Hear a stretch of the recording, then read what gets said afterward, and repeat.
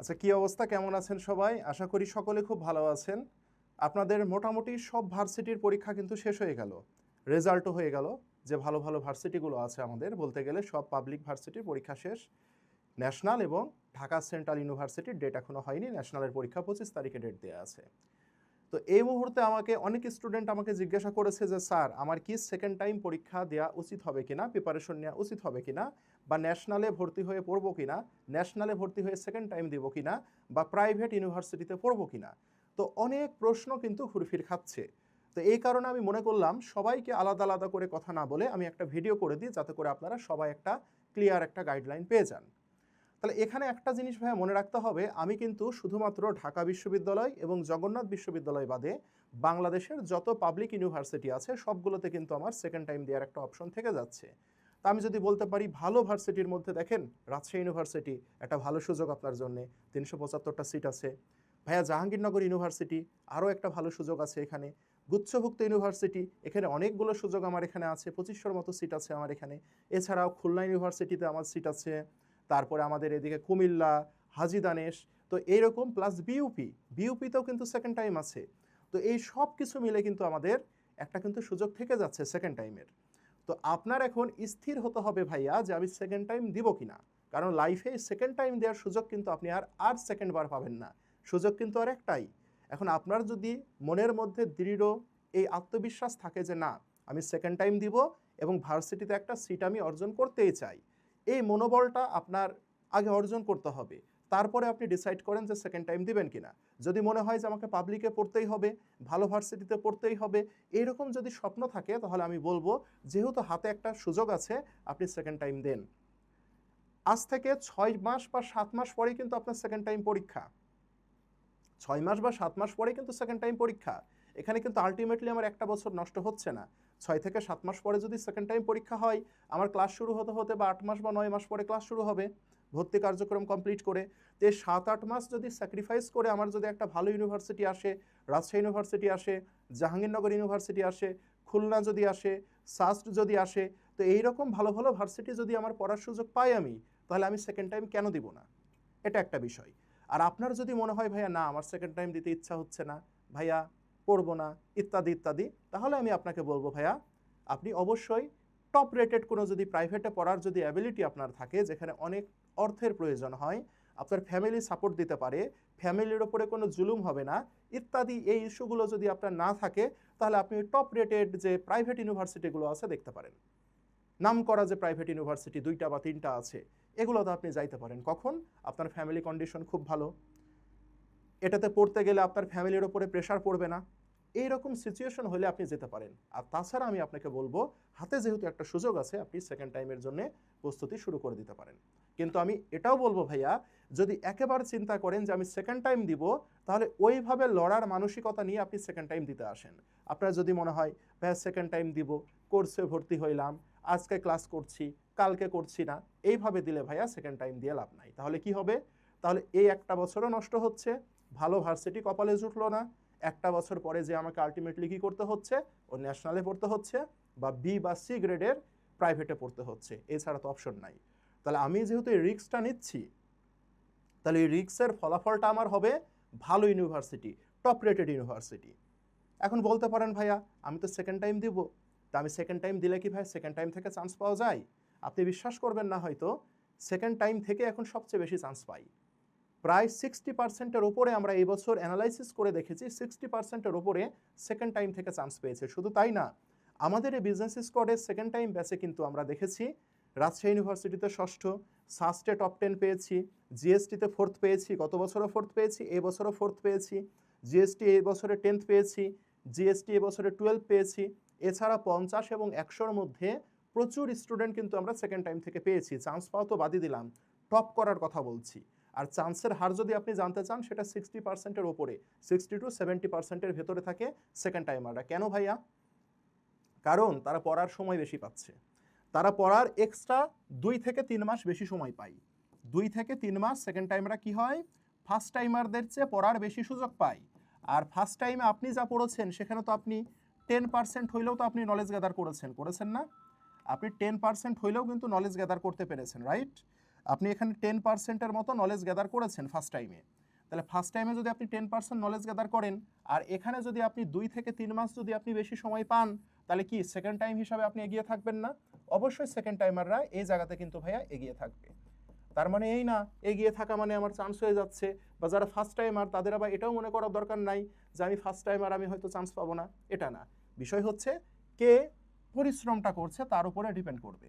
এখন সেকেন্ড টাইমারদেরকে আমার আরেকটা অনেকে প্রশ্ন করে, ভাইয়া সেকেন্ড টাইম প্রিপারেশন কখন শুরু করা উচিত?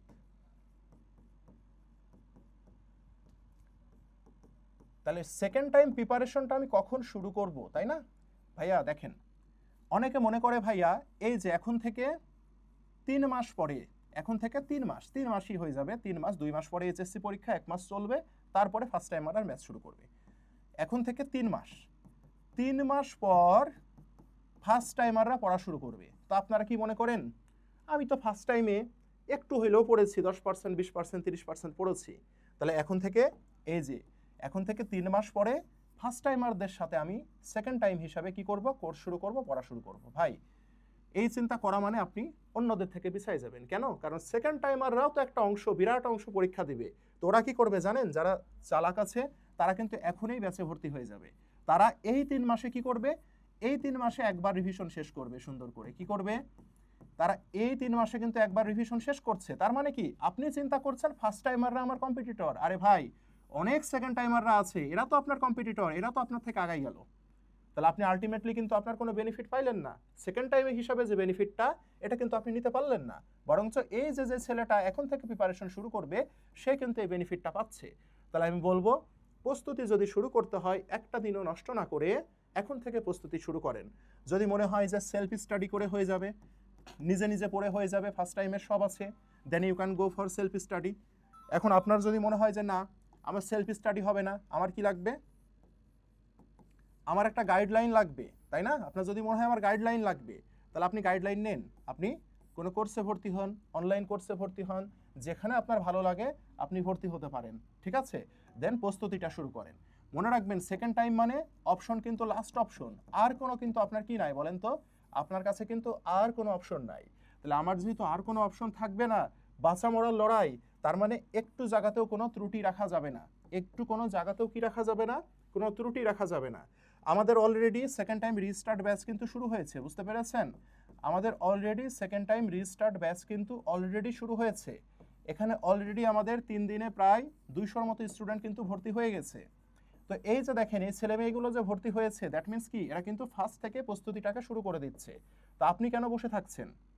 আপনিও কিন্তু প্রস্তুতিটাকে শুরু করতে পারেন, যেভাবেই হোক, নিজে পড়ে হোক, ব্যাচে পড়ে হোক, পড়েন। আর ফার্স্ট টাইমের ভুলগুলো, সেকেন্ড টাইম প্রস্তুতি আমি শুরু করলাম, করার পরে ফার্স্ট টাইমে যে ভুলগুলো করেছেন, ফার্স্ট টাইমে আপনি কি ভুল করেছেন আমি বলি। ফার্স্ট টাইমে আপনি যেখানেই ভর্তি হন ক্লাসগুলো আপনি মনোযোগ দিয়ে করেননি, এটা হচ্ছে প্রথম কারণ। দ্বিতীয় কারণ হচ্ছে আপনি ক্লাস করলেও আজকে একটা করেছেন, মিডলে গ্যাপ দিয়েছেন, আবার করেছেন, পরীক্ষার আগে শর্ট সাজেশন পড়ে চান্স পাওয়ার ট্রাই করেছেন, এই কারণে আপনি আজকে সেকেন্ড টাইমার। আপনার মধ্যে যদি ফুল নলেজ যদি না থাকে, আপনার মধ্যে যদি ফুল নলেজ না থাকে সাবজেক্টের, তাহলে কিন্তু ভাই আপনি চান্স পাবেন না, আপনি চান্স পাবেন না, পাবেন না, পাবেন না। আপনার ফুল সাবজেক্ট নলেজ লাগবে, ফুল A to Z আপনার কি লাগবে, A to Z আপনার প্রস্তুতি লাগবে, নাহলে কিন্তু আপনি পাবেন না। এরপরে কি দিতে হবে?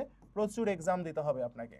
এক্সাম দিয়ে দিয়ে যে ভুলগুলো করবেন, এই ভুলগুলো বারবার ঠিক করতে হবে, এইভাবে লেগে থাকতে হবে। আপনি ইংরেজি পড়েননি ফার্স্ট টাইমে, চান্স হবে না ভাই। আপনি বাংলা অবহেলা করেছেন, হবে না। অ্যাকাউন্টিংয়ে নলেজ ক্লিয়ার না, হবে না। ম্যানেজমেন্ট পড়েননি, হবে না। সেকেন্ড টাইমার হয়েছেন, প্রথম থেকে টাইম বেশি পাচ্ছেন, ইংলিশ পড়েন আপনি ভাই, কিচ্ছু গ্যাপ দিয়েন না ভাই। আপনি বাংলা পড়েন, অ্যাকাউন্টিং আপনি 50% পড়েছেন আমি জানি, এটাকে 100-এ ঠেকান। ম্যানেজমেন্ট আপনি পড়েছেন 70%, আমি জানি, এটাকে 100-এ নিয়ে যান। তারপরে দেখেন আপনি চান্স পাবেন কিনা, আপনি টপ করবেন, শুধু চান্স না আপনি টপ করবেন এখানে, আমি গ্যারান্টি দিচ্ছি, ঠিক আছে? তো আমাদের সেকেন্ড টাইম ব্যাচের ক্লাস শুরু কিন্তু এপ্রিলের। আমাদের যে সেকেন্ড টাইম রিস্টার্ট ব্যাচ, আপনারা জানেন যে আমাদের এখান থেকে সর্বোচ্চ স্টুডেন্ট আল্লাহর রহমতে 2025-26-এ চান্স পেয়েছে। এপ্রিলের 22 তারিখ থেকে কিন্তু আমাদের সেকেন্ড টাইম ব্যাচের ক্লাস শুরু হচ্ছে, ঠিক আছে?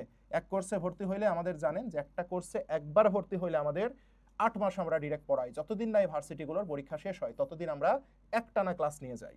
এই বছর আমরা 400+ ক্লাস দিয়েছি, 8 মাসে আমরা 400+ ক্লাস দিয়েছি। বিজনেস স্কোয়াডের সফলতা কেন? তার কারণ হচ্ছে আমরা রেগুলার ক্লাস পরীক্ষা দিয়ে স্টুডেন্টদেরকে ধরে রাখি। তো আমাদের ওই রেগুলার ক্লাস এবং পরীক্ষার মধ্যে যে স্টুডেন্টগুলো থাকে তারা অবশ্যই চান্স পেতে বাধ্য ভাইয়া, ঠিক আছে? তো আরইউ বলেন, জাহাঙ্গীরনগর বলেন, জিএসটি বলেন, কুমিল্লা বলেন, খুলনা বলেন, হাজী দানেশ বলেন, ঠিক আছে, সিইউ বলেন, সিইউ এর ম্যাথ আইকিউ থেকে শুরু করে অল এসব ভার্সিটিতে যা যা আসবে সবই কিন্তু আমাদের সাস্ট বলেন, এ সবই কিন্তু আমাদের এই কোর্সে পড়ানো হয়। আমাদের 20 এপ্রিল পর্যন্ত একটা ডিসকাউন্ট চলছে কোর্সে, বুঝছেন? এপ্রিলের 20 তারিখ পর্যন্ত কিন্তু আমাদের কোর্সে একটা ডিসকাউন্ট চলছে। সেটা আমাদের 3000 টাকা কোর্স ফি, একবার 3000 টাকা দিবেন আর একটা টাকাও আপনাকে দিতে হবে না। এটাকে আমরা ডিসকাউন্টে 500 টাকা ডিসকাউন্টে আমরা 2500 টাকা রেখেছি, বুঝতে পেরেছেন? 500 টাকা ডিসকাউন্টে 2500 টাকায় ভর্তি চলছে। অলরেডি আজকে এই 3 দিনে আমাদের প্রায় 200 প্লাস স্টুডেন্ট, আজকে তো শেষই হয়নি দিন এখনো, আমাদের এখানে এনরোল করে ফেলেছে। এবং আমরা একটা এক্সাম বুক দিচ্ছি, সেখানে প্রচুর পরিমাণে প্রশ্ন দেওয়া থাকবে, প্রতিটা সাবজেক্টের প্রায় 1000 থেকে 1200 করে এক্সামের প্রশ্ন সেট করা থাকবে লেকচার ওয়াইজ।